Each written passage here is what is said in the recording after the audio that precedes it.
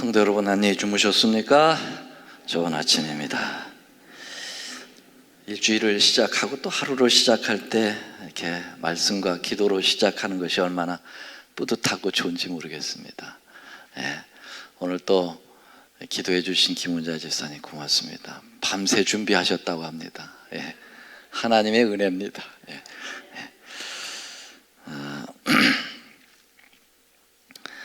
계속해서 이제 우리가 실물 교훈을 마치고 각시대 대쟁투라는 하는 귀한 책을 우리가 살펴보고 있습니다. 지난 첫째 시간으로는 그 각시대 대쟁투 서론에 대해서 말씀을 드렸습니다. 에덴 동산 아니죠.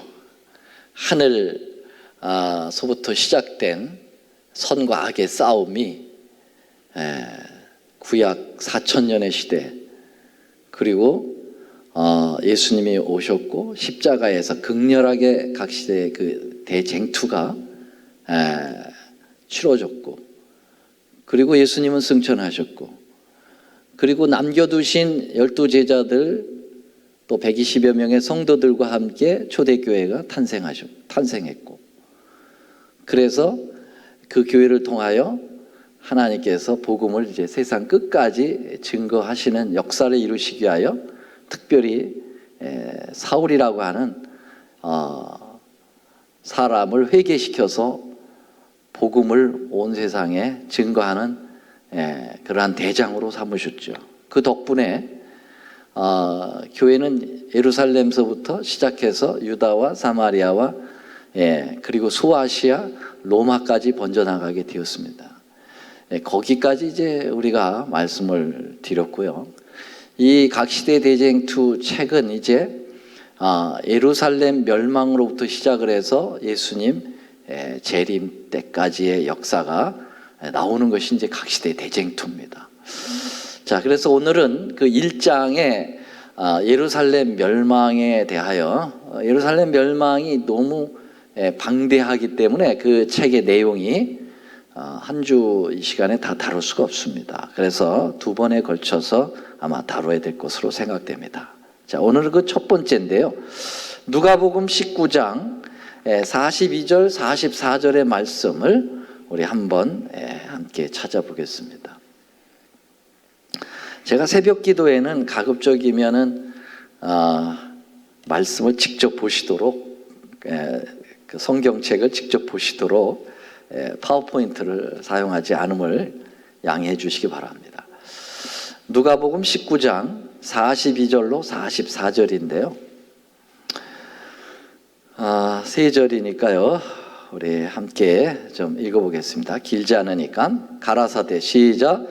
가라사대, 너도 오늘날 평화에 관한 일을 알았더면 좋을 뻔하였거니와 지금 내 눈에 숨기었도다. 날이 이를지라 내 원수들이 토송을 쌓고 너를 둘러 사면으로 가두고 또 너와 및 내 가운데 있는 내 자식들을 땅에 메어치며 돌 하나도 돌 위에 남기지 아니하리니 이는 권고받는 날을 내가 알지 못함을 인함이라 하시니라. 자, 여러분, 순환주간이 뭘 갖다가 순환주간이라고 하죠? 예수님 십자가에 달리시기 전 일주일을 이제 순환주간이라고 해요. 다른 말로 이제 고난주간이라고도 얘기하죠. 예수님께서 순환주간 첫째 날 하신 일을 혹시 기억하십니까? 일주일 동안 한 가지씩 일들을 하셨는데요. 아주 의미 있는 일들을 하셨죠. 근데 십자가 달리시기 전 바로 첫째 날, 그러니까 일주일 전 첫째 날이니까 그날이 일요일이에요. 딱 이 시간입니다. 일요일 날 주님께서 뭘 하셨냐면은 나귀를 타고 입성을 하시죠. 그렇죠? 그게 첫 번째 하셨던 것입니다. 나귀는 빌려 타신다고 그랬잖아요. 어느 마을에 가서 좀 나귀 새끼를 데려와라. 그런 거 다 우리가 말씀에서 공부했습니다. 그래서 나귀를 제자들이 구해가지고 와서 예수님이 작은 나귀 새끼를 타고 입성하십니다. 그것은 우리가 잘 아는 대로 스가랴 9장 9절에 예언된 말씀을 성취하고 있는 것이죠. 메시아는 나귀를 타야 된다. 그런 말씀이 구약 성경에 나와요. 그러니까 예수님이 그걸 기억을 하셨을까요? 하셨죠. 그래서 나귀를 타시고 이제 그 예언의 성취를 위하여 나아가시는 건데요. 근데 예루살렘 입성은 그 퍼레이드는 굉장히 그 환희가 넘치는 퍼레이드였죠. 셀레브레이션, 대단한 축제가 있었습니다. 과거에는 그런 것을 예수님의 모습에서 찾아볼 수가 없었어요. 임금으로 삼을 때도 예수님께서 막 그 5,000명 먹일 때 임금 삼으려고 막 제자들이 그랬잖아요. 왕 삼으려고. 근데 다 해쳐버리고 그렇게 하면 안 된다. 그러던 예수님이 지금은 이제 왕으로서 등장할 때 막 찬양을 부르고 호산나, 종려가지 흔들고 겉옷을 깔고 난리를 치는데도 예수님이 마다하지 않고 그걸 억셉을 하시는 거잖아요. 그런데 굉장히 축제 분위기고 얼굴이 밝아야 되는데 예수님이 이제 이 벳바게에서부터 그걸 타고 기드론 골짜기를 거쳐가지고 이제 예루살렘 안으로 들어가는데 거기 이 기드론 골짜기 이 언덕을 이렇게 내려오다가 보면은 저쪽 멀리 그 기드론 골짜기 너머에 예루살렘 성이 쫙 한눈에 보입니다. 그 지점에 가면은요. 이제 예루살렘에 혹시 갔다 오신 분들 있으시면은 거기서 꼭 이제 멈춰가지고 예루살렘을 보면서 사진도 찍고 그러거든요. 그 장소가 이제 바로 예수님이 거기까지 왔을 때 갑자기 이제 그 퍼레이드를 멈추시는 거죠. 멈추면서 예루살렘을 쳐다보시는 거예요. 한눈으로 쳐다보시는데 얼굴색이 밝지를 않으신 거죠. 얼굴색뿐만 아니라 눈에 눈물이 글썽글썽 하시면서 예루살렘을 향하여 우시는 겁니다. 예수님이 성경에 울었다고 하는 표현이 2번 나오잖아요. 한 번은 나사로를 살리시기 전에 우셨고요. 그 다음에 2번째로는 예루살렘 성을 바라보면서 우시는데 거의 통곡 수준이었던 것 같아요. 통곡 수준으로. 예루살렘아, 예루살렘아 그러면서 우신 거예요. 그래서 예수님이 거기서 얼마나 우셨느냐 하면은 사람들 지금도요 거기다가 교회를 세워놓고 그 교회 이름을 눈물교회라고 이름을 줬어요. 여기서 예수님이 울었다고. 그래서 눈물교회가 거기에 있어요. 근데 예수님이 그 아름다운 예루살렘 성을 보고 하염없이 우셨는데요. 여러분, 예루살렘 성은 어떤 성입니까? 예루살렘 성은 굉장히 성경적으로 중요한 의미를 가지고 있는 성이죠. 무슨 사마리아 성, 수가성, 가나의 성 이런 거하고는 전혀 나인성 이런 거하고는 전혀 달라요. 예루살렘 하면은 이것은 구원과 우리의 구원과 직결되어 있는 그러한 지정적인 위치를 가지고 있습니다. 예루살렘을 지정학적으로만 봐도 지구의 꼭지점입니다. 그래서 3개 대륙을 연결하는 그 꼭지점에 딱 예루살렘이 있습니다. 지금 5대양 6대주라고 그러죠. 그러니까 가장 큰 대륙이 몰려 있는 것이 이쪽 유럽이 있고요. 이쪽 아프리카 있고 이쪽 아시아가 있는데 그 꼭지점이 바로 이스라엘 나라고 이스라엘 나라의 그 중앙이 바로 예루살렘이죠. 그러니까 예루살렘은 사실은 하나님의 선교 그 전략지라고 볼 수가 있겠습니다. 여러분들이 교회를 세울 때 저 변두리에다가 세우나요? 아니면은 사람들이 많은 중심에 세우려고 하나요? 중심에 세우려고 하죠. 그렇죠? 불교는 그렇잖아요. 불교는 속세하고 떠나야 되기 때문에 산속 깊은 데 가서 절을 만들어 놓죠. 근데 요새 종교는 또 대중종교라고 그래가지고 아니야 조계사 같은 거는 막 종로 그냥 번화가 안까지 들어오지만은 그러나 우리 예수님의 종교는 이 도시 밀집 안에 들어오잖아요. 세상의 빛과 소금이 되어야 되기 때문에. 그래서 우리 주님이 이 선교 전략지인 이곳을 예루살렘을 3개 대륙 지구의 한 중심점에다가 두신 것은 매우 효과적인 것이다. 그렇게 볼 수가 있겠습니다. 뭐 지정학적으로는 그렇다 하더라도 의미학적으로 보면은 예루살렘은 정말 중요하죠. 사실 예루살렘은 아브라함 시대로 거슬러 올라가야 되겠죠. 아브라함이 그 하나님으로부터 부름을 받죠. 근데 아브라함의 고향은 어디입니까? 갈대아 우루. 지금의 이제 이라크입니다. 이라크인데 거기 유프라테스 강이 흐르고 티그리스 강이 이렇게 흐르면서 거기에 강들 사이의 땅이 비옥할까요? 비옥하지 않을까요? 굉장히 비옥합니다. 그래서 그 강들 사이의 땅이라는 이름이 이제 그 지역 이름으로 메소포타미아 그렇게 얘기합니다. 이 메소포타미아는 일반 역사적으로 볼 때도 5대 문명 발상지 중에 하나죠. 뭐 중국의 항아라든지 뭐 여러가 있잖아요. 예. 근데 그 중에 하나예요. 그만큼 거기도 굉장히 좋은 비옥한 땅이지만은 거기에 이제 바벨이라고 하는 바벨탑이 세워졌던 곳이죠. 마귀도 보통 존재가 아니죠. 지도 열심히 나름대로 사람을 타락시키려면은 선교 전략지를 좋은 곳에다 위치를 하지 마귀가 뭐 어린아이입니까? 그러니까 사실은 거기도 굉장히 요충지입니다. 그래서 이 예루살렘이나 요 바벨론이나 요 바벨탑이 있었던 곳이나 그 학자들 고고 학자들에 가면 이렇게 초생달을 그려요. 여기 지도상으로 이렇게 초생달을 그리면서 거기가 가장 문명 중심 지역이고 지정학적으로 굉장히 중요한 곳이다. 요 초생달을 이렇게 그릴 때 거기에 예루살렘도 들어가고 모두 들어가요. 바벨탑을 쌓았던 그 갈대아 우루도 거기에 들어갑니다. 네. 그래서 선악의 대쟁투는 벌써 이 지정학적인 걸 가지고도 벌써 싸우는 거예요. 네. 그렇게 아주 치열한 또 세밀한 모습들을 보여주죠. 자, 그래서 아브라함이 참 하나님을 신실히 섬기는 사람 중에 하나였는데 하필이면 어디에 살았어요? 갈대아 우루 바벨탑이 세워진 곳에 살았잖아요. 여러분들이 바벨탑은 인간이 세웠던 건데 그 정신은 하나님을 대적하는 정신이라고 그랬죠.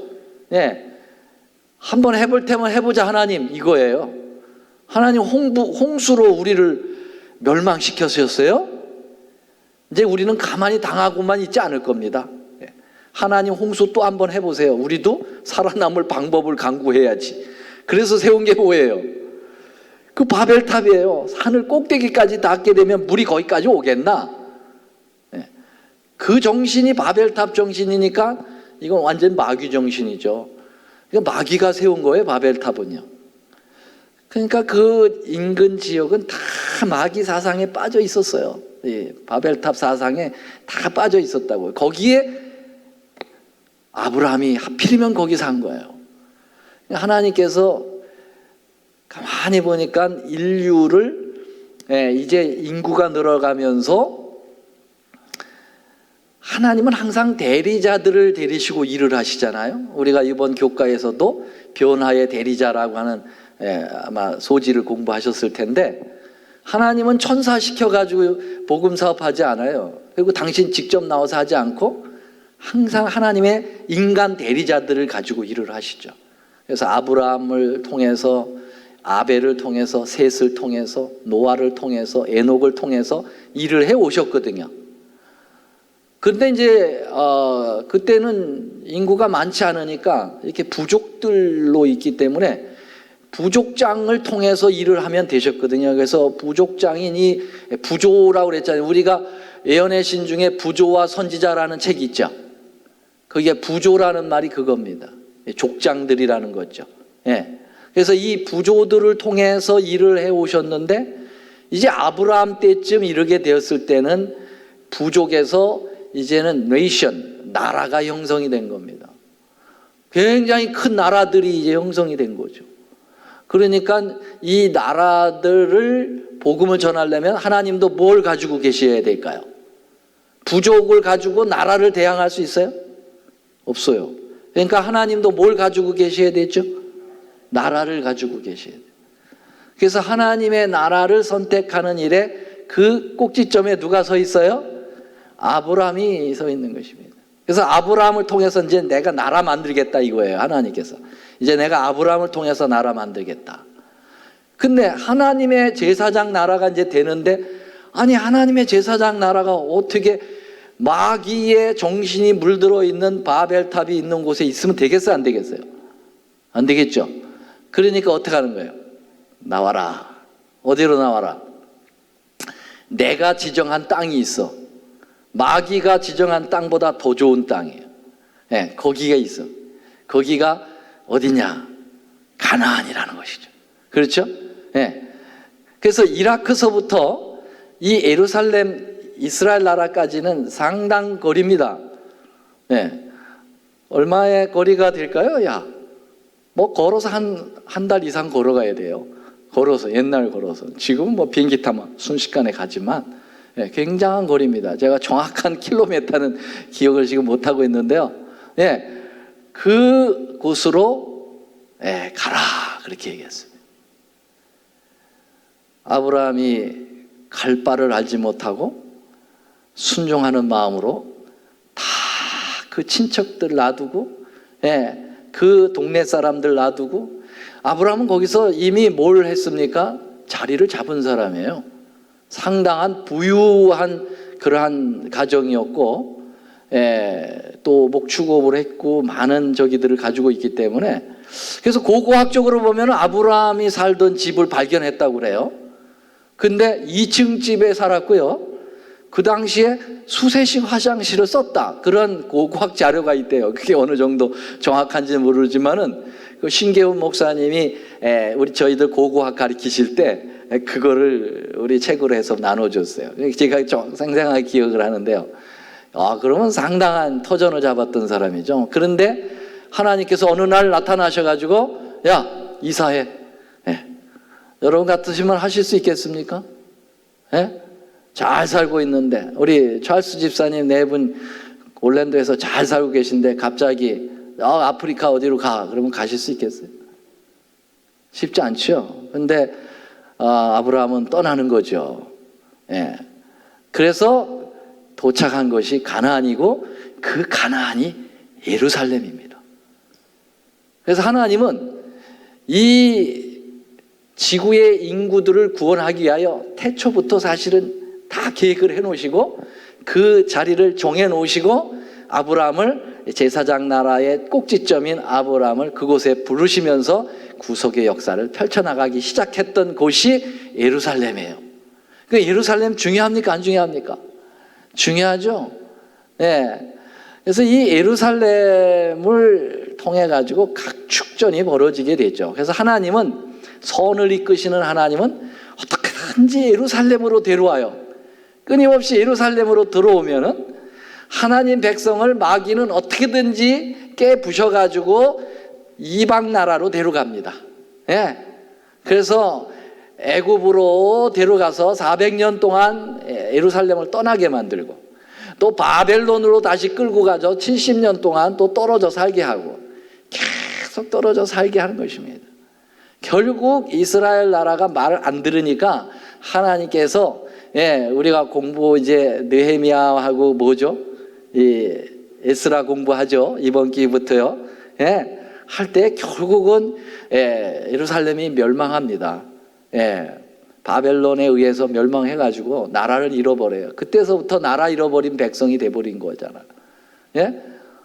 그래서 바벨론이, 그 다음에 메데 페르시아가, 그 다음에 헬라가, 그 다음에 로마가, 이래가지고 살긴 살아도 주권을 다 잃어버렸어요. 물론 가끔 독립운동이 일어났긴 했습니다만은 뭐 영구적으로 독립을 못했습니다. 그래가지고 언제까지 언제까지요? 1948년까지 2000년이나 넘는 세월을 나라 없는 나라가 돼버렸죠. 그래서 그걸 갖다가 뭐라고 그랬냐면 이 디에스포라라고 얘기합니다. 따라서 해보세요. 디에스포라. 디에스포라라는 말 잘 들으셨죠? 많이 들으셨죠? 이스라엘 나라를 빼앗기고 2000년 동안 흩어져서 나라 없이 살은 그 흩어진 유대인들을 가리켜서 디에스포라라 그렇게 얘기합니다. 물론 하나님은 AD 34년에 스데반이 죽고 난 다음에 이스라엘과 육적 관계는 끊어버렸습니다. 말 하도 안 들어가지고 이제는 너희들 나라를 제사장 나라로 삼을 수가 없어. 그래서 이제부터는 예수 믿는 사람들을 제사장 나라로 삼겠다. 그래서 여러분 외우세요. 베드로전서 2장 9절 김영숙 집사님.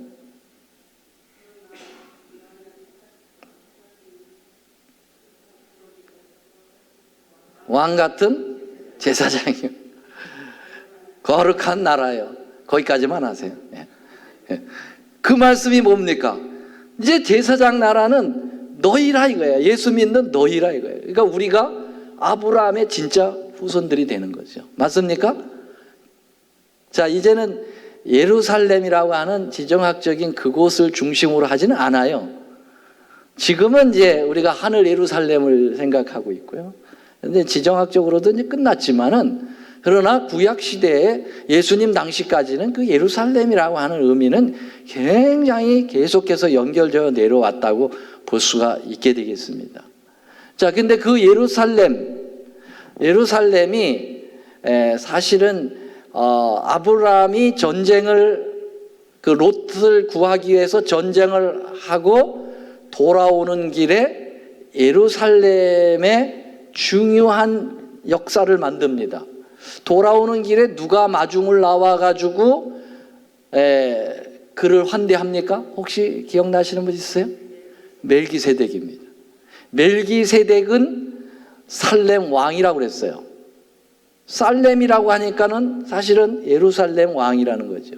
그러니까 옛날 그 당시에는 나라가 큰 나라가 아니라 이렇게 조그만 이렇게 지역도 하나의 나라예요. 플로리다 나라, 조지아 나라 이렇게 나라에서 살렘이라고 하는 곳에도 그들이 이방 나라 사람들이 이제 나라를 형성한 것 같은데 거기에 왕이 멜기세덱이었어요. 멜기세덱이 아브라함이 전쟁터에서 돌아올 때 뭐와 뭐를 가지고 나와서 대접을 했죠? 떡과 포도주를 가지고 나와서 대접을 했어요. 그래서 아브라함은 이 멜기세덱에게 축복 기도를 받죠. 그리고 아브라함이 뭘 갖다 줍니까? 10분의 1을 전리품 중에 10분의 1을 멜기세덱에게 줍니다. 자, 그러면 여러분 이 예루살렘의 왕이었던 멜기세덱은 사실은 누구를 나타내는 거라고 그랬어요? 예수님을 나타내요. 예수님은 무슨 왕이에요? 평강의 왕이시거든요. 살렘 왕이 예수님이에요. 그래서 평강의 왕이 예수님이라는 걸 혹시 여러분 어디 성경에 나옵니까? 이사야 9장 6절에 우리에게 한 아이가 있으니 그 이름을 기묘자라 모사라 전능하신 하나님이라 평강의 왕이라. 거기 나오잖아요. 평강의 왕. 그러니까 예수님이 살렘 왕이세요. 그래서 나중에는 예수님이 멜기세덱의 반차를 쫓아서 하늘 대제사장으로 취임하시는 이유가 그거죠. 그러니까 이 예루살렘이라고 하는 것은 벌써 그때부터 이 제사장하고 관계가 있고 제사장이라고 하는 것은 제사와 관계 있고 제사라고 하는 것은 구원과 관계가 있는 것입니다. 그렇죠? 그러니까 예루살렘이 그때부터 벌써 그러한 의미의 그러한 지역으로서 나타나기 시작을 했다. 그렇게 볼 수가 있겠습니다. 정식적으로 예루살렘이 그 도시로 성으로 수도로 이제 딱 부각될 때는 언제였을까요? 어느 왕 시대였을까요? 솔로몬 전 다윗이죠. 다윗이 이 예루살렘을 도읍지로 정하게 되죠. 그래서 다윗의 성이라고도 부릅니다. 예루살렘을 다윗성, 시온성, 예루살렘성이라고 얘기합니다. 다윗이 이곳에 도읍을 정한 이유가 있어요. 그 이유는 뭐냐면은 바로 이 예루살렘 성에 아브라함이 아들 이삭을 죽이려고 했던, 하나님 앞에 절대 순종을 표했던 모리아산이 바로 이 예루살렘에 있었다고 하는 사실이죠. 그래서 거기는 자기가 거기에다가 이 예루살렘 성전을 짓기를 그는 갈망했습니다. 왜냐하면 성전이라고 하는 것은 제물을 드리는 곳이거든요. 근데 이 제물을 바로 아들로 삼아서 드리려고 했던 것이잖아요, 아브라함이. 그것은 하나님이 자기 아들 예수님을 제물로 드려서 우리의 영원한 구속을 이루려고 하는 거하고 매칭이 되거든요. 얼마나 중요하겠어요. 그러니까 바로 그곳에다가 예루살렘 성전을 지으려고 계획을 했던 것입니다. 뭐 말인지 아시겠어요? 그래서 역대하 3장 1절에 보면 뭐라고 나왔냐면은 예루살렘 모리아산이라고 딱 나와 있습니다. 예루살렘에 모리아산이 있었다는 거예요. 그 모리아산이 바로 어디였냐면 예수님의 갈바리 산하고 똑같아요. 바로 아브라함이 이삭을 칼을 내리꽂으려고 했던 바로 그 자리에 예수님의 십자가가 박혔다는 사실을 기억하셔야 합니다. 놀라운 일이죠. 자, 그래서 오늘은 여기까지 좀 공부하고 앞으로 좀 많이 좀 공부해야 될 것 같습니다. 그 예루살렘, 이렇게 정말 의미 있는 예루살렘을 보시고 예수님이 왜 우셨을까? 다음 시간을 기대하시기 바랍니다. 제가 좀 시간을 기르면 또 우리 권장로님한테 혼납니다. 새벽 기도에도 그렇게 오래 합니까? 그래서 오래 하지 않으려고 그럽니다. 그래서 제가 딱 시간 마치고요. 다음, 왜냐면 뭐 날은 계속 되니까 예수님 오실 때까지 오늘도 계속 공부하면 되니까. 그래서 한 주가 다음 시간 시작되고 기대해 주시기 하루가 바랍니다. 시작되는 이 예루살렘을 향한 예수님의 눈물은 심령을 깨워서 다음 시간에는 어떻게 새벽을 전개될 깨워서 것인가를 기대해 주시기 하나님 전에 나와 기도하며 말씀 바랍니다. 듣게 해주셔서 감사합니다. 주님, 오늘 주셨던 말씀처럼 예루살렘, 우리 하나님께서 우리를 얼마나 사랑하셨으면 그 예루살렘을 성한 애착을 가지시고 정말 눈물을 흘리시며 이 성을 위하여 기도하셨던 예수님의 모습을 보게 합니다. 주님, 우리의 하늘 예루살렘을 그립니다. 우리가 꼭 그곳에 가도록 주님 축복해 주시옵소서. 흩어져서 기도할 때 함께해 주시옵소서. 예수님의 이름으로 간절히 기도드립니다. 아멘.